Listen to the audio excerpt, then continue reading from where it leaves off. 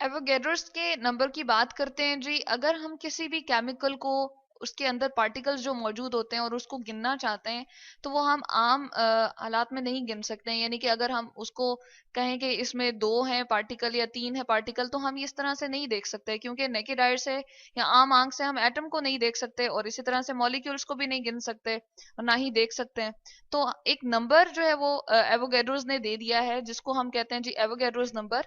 और हम कहते हैं कि किसी भी सब्सटेंस के अंदर उसके कितने पार्टिकल होते हैं जी, एवोगैड्रोस नंबर के बराबर होते हैं। तो चले हम इस पे बात करते हैं। हम जो सब्सटेंस देखते हैं अपने आसपास जी, वो किससे मिलके बना होता है? या तो उसमें एटम्स होते हैं बहुत सारे, ठीक है, और हम या फिर ये कहते हैं कि उसके अंदर मॉलिक्यूल्स हैं, ठीक है, एटम्स होंगे। चले हम यहाँ पर लिख देते हैं कि एटम्स होंगे, या फिर स्लैश मैंने डाल दिए, या फिर हमारे पास क्या हो सकते हैं कि उसके अंदर मॉलिक्यूल्स हो सकते हैं।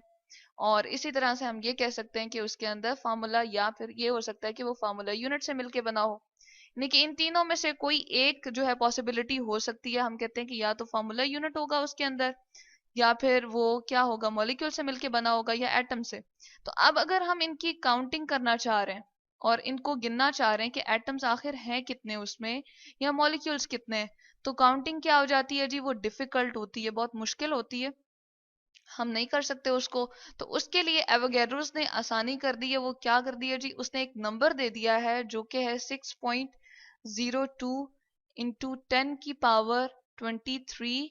और इसको हम कहते हैं जी एवोगैड्रोस नंबर। और इसको अगर हमने कहीं लिखना हो, इसका सिंबल अगर बनाना हो, तो हम सिंबल इसका बनाते हैं जी एन कैपिटल लिखते हैं, और इसके सबस्क्रिप्ट में राइट साइड पे हम ए लिख देते हैं। और ये क्या है जी, एन ए, यानी कि एवोगैड्रो, ए फॉर एवोगैड्रो और एन फॉर नंबर। तो एवोगैड्रो नंबर कहीं भी अगर इस तरह से लिखा हो तो इसका मतलब यही है 6.02 इंटू 10 की पावर 23।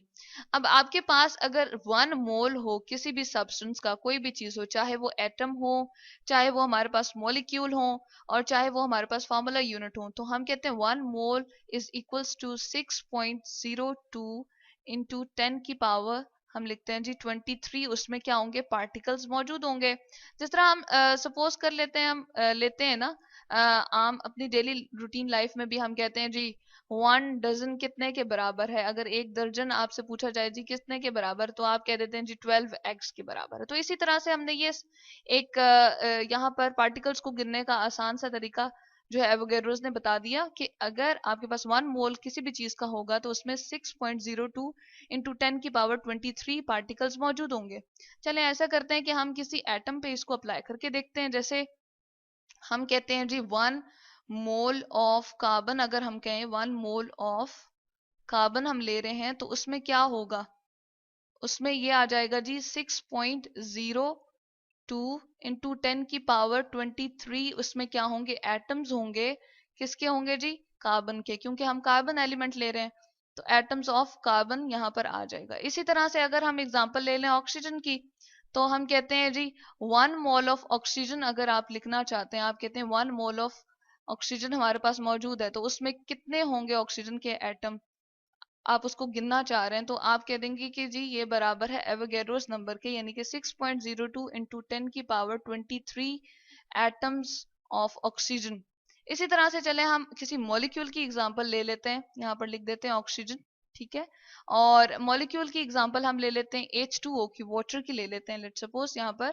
तो हम कहते हैं जी 1 मोल ऑफ, अगर आपके पास वाटर हो H2O, जिसको हम यहाँ पर चलें फार्मूला उसका लिख देते हैं, तो वो किसके इक्वल होता है, 6.02 इंटू 10 की पावर 23 मॉलिक्यूल्स ऑफ H2O। तो यहाँ पर अब देखें, ऊपर हमने 2 एटम्स ले लिए थे, यानी कि एटम्स की बात की थी, और यहाँ पर हमने एक मॉलिक्यूल की बात कर ली। चलें आप कुछ कैलकुलेशंस कर लेते हैं कि अगर मॉलिक्यूल के अंदर के एटम्स को भी हमने सेपरेटली देखना हो, तो हम किस तरह से कहते हैं कि कितने, उसमें क्या एवोगैड्रोस नंबर इन्वॉल्व होता है या नहीं। तो हम कुछ कैलकुलेशंस यहाँ पर कर लेते हैं, ठीक है।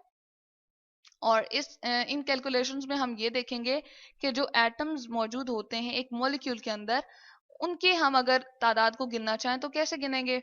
H2O है हमारे पास, ठीक है, और इसमें हम कहते हैं कि जी H2O में क्या क्या मौजूद है, 2 एटम्स ऑफ, क्या है सबसे पहले, हाइड्रोजन है। तो यहाँ पर हम लिख देते हैं जी 2 एटम्स ऑफ हाइड्रोजन। ठीक। और इसके साथ और क्या है जी, एक एटम है ऑक्सीजन का, तो हम यहाँ पर लिख देते हैं 1 एटम ऑफ ऑक्सीजन। अब हम इनकी तादाद को गिनना चाह रहे हैं कि आखिर उसमें टोटल ये हैं कितने। ठीक है, अगर एक वाटर का आपने मॉलिक्यूल ले लिया और उसके अंदर के एटम्स को भी गिनना चाह रहे हैं, तो हम इसमें क्या निकालना चाह रहे हैं जी, नंबर ऑफ एटम्स। ठीक है, और इसी तरह से यहाँ के भी हम क्या निकालना चाह रहे हैं, नंबर ऑफ एटम्स। यानी कि एक गिलास आपने पानी का ले लिया, ठीक है, और उसके अंदर कौन से जी मॉलिक्यूल्स हैं, वाटर के। वहां से तो हमें पता चल गया था कि 6.02 है इसमें टोटल मॉलिक्यूल्स। चले यहाँ पर मॉलिक्यूल्स हम लिख देते हैं, मॉलिक्यूल्स ऑफ वाटर।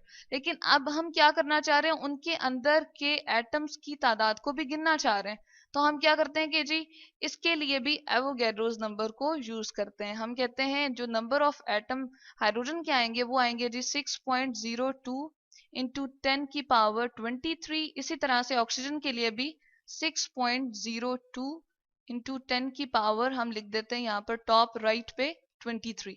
अब देखें जी ऑक्सीजन के साथ क्या है, 1 है, क्योंकि 1 एटम था इसका, तो यहाँ पर हम 1 से मल्टीप्लाई करेंगे, प्लस का साइन ये दरमियान में।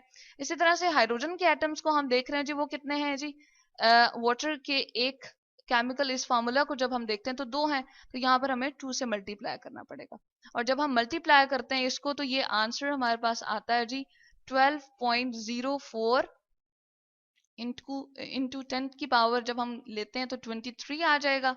और प्लस कर देंगे जी इसको 6.02 इंटू 10 की पावर 23 से। जब हम इन दोनों को ऐड करेंगे तो क्या आ जाएगा जी, 12 को 6 पॉइंट इसके साथ हम ऐड करेंगे और 23 एज इट इज ही रहेगा, क्योंकि पावर्स जो है वो ऐड नहीं होती, ये जो आपकी पहले वाली न्यूमेरिकल वैल्यू होती है ये ऐड होती है। तो ये आ जाएगा आपके पास 18.06 इंटू 10 की पावर 23। तो यहाँ से हमारे पास टोटल नंबर ऑफ एटम निकल आया। तो यहाँ पर हम लिख देते हैं जी टोटल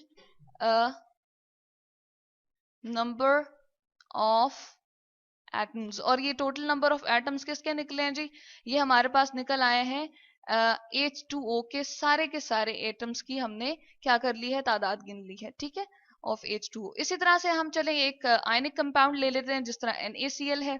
ठीक है, तो उसमें हम क्या कहते हैं जी, NaCl के लिए हम ये कैलकुलेशंस करना चाह रहे हैं। तो उसमें क्या है, एक हमारे पास है जी आयन है, उसमें टोटल नंबर ऑफ आयन्स को हम प्लस कर देंगे। तो आयन हम लिख देते हैं, क्या है हमारे पास 1 आयन है हमारे पास सोडियम का। ठीक है, सोडियम के लिए मैंने Na लिख दिया है। इसी तरह से 1 आयन है हमारे पास क्लोराइड। चले हम इसके साथ इसका यहाँ पर आयन का बता देते हैं कि सोडियम के पास क्या एबिलिटी होती है, इलेक्ट्रॉन को लूज कर देता है, तो इसलिए पॉजिटिव में कन्वर्ट हो जाता है पॉजिटिव आयन में, और क्लोरीन जो है वो ऐड कर लेता है तो नेगेटिव में। अब इसके भी कितने आयन होंगे जी, 6.02 इंटू 10 की पावर 23। और इसी तरह से क्लोरीन के कितने होंगे, 6.02 इंटू 10 की पावर 23। अब इनके पास क्या है, मल्टीप्लाई हो रहा है जी 1 से, इसी तरह से ये भी मल्टीप्लाई हो रहा है जी 1 से।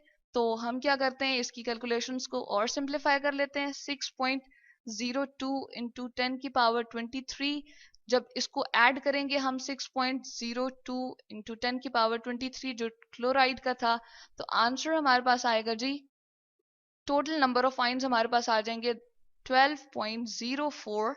और पावर्स को जैसे मैंने पहले भी कहा था कि हम ऐड ये कुछ नहीं करते, इसको एज इट इज ही हम लिखते हैं, और जो शुरू में हमारे पास होते हैं ये वाले न्यूमेरिकल वैल्यू, इसको हम ऐड करते हैं। तो यहाँ पर हमारे पास क्या आ गया जी, ये टोटल नंबर ऑफ आयन्स आ गए जो सोडियम क्लोराइड में टोटल नंबर ऑफ, चले हम यहाँ पर लिख देते हैं, नंबर ऑफ आयन्स किस में थे जी, NaCl में। तो यहाँ से हमने ये भी देख लिया कि अगर आपके पास एक फार्मूला यूनिट है और उसके आयन्स को आप निकालना चाह रहे हैं, तो वो हम किस तरह से देख लेते हैं, टोटल नंबर ऑफ आयन्स को किस तरह से हम कैलकुलेट कर लेते हैं। और इसी तरह से ऊपर जो हमने वाटर के केस में किया था, वो हमने किया था जी, सॉरी इसको हमने कर लिया था यहाँ पर मॉलिक्यूल्स, सॉरी एटम्स को हमने गिन लिया था। तो यहाँ से हमें ये कैलकुलेशंस के हवाले से भी पता चल गया कि आयन्स को आप किस तरह से निकाल सकते हैं, और इसी तरह से आपके पास अगर एटम्स को आपने फाइंड करना हो तो वो किस तरह से हम निकाल सकते हैं। और ये कैलकुलेशंस होती हैं जी एवोगैड्रोस की, और ये हम न्यूमेरिकल्स में यूज करेंगे।